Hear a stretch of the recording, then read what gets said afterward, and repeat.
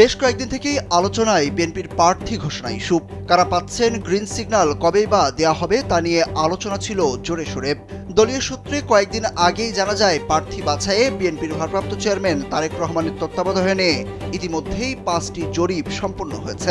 এছাড়া দলের বিভাগীয় সাংগঠনিক সম্পাদকদেরও মতামত নিয়েছেন তিনি। সবকিছু মিলে ত্রয়োদশ জাতীয় সংসদ নির্বাচন সামনে রেখে চলতি মাসের মধ্যেই 200 আসনে প্রার্থীতা চূড়ান্ত করবে বিএনপি। কে কোন আসনে প্রার্থী হবেন এই সময়ের মধ্যেই দল থেকে তা জানিয়ে দেওয়া হবে।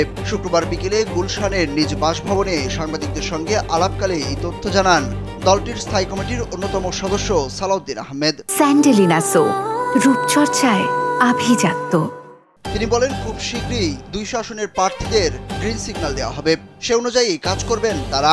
এছাড়া জাতীয় নাগরিক পার্টি এনসিপির সঙ্গে আলোচনা প্রসঙ্গে সালাউদ্দিন আহমেদ বলেন, এনসিপির সঙ্গে রাজনৈতিক আলোচনা হচ্ছে, তবে বিএনপি আর এনসিপি জোটভুক্ত হবে কিনা সেটা দেখতে অপেক্ষা করতে হবে। তিনি বলেন, এনসিপির সঙ্গে জোটভুক্ত হওয়ার বিষয়ে আনুষ্ঠানিক আলোচনা হয়নি।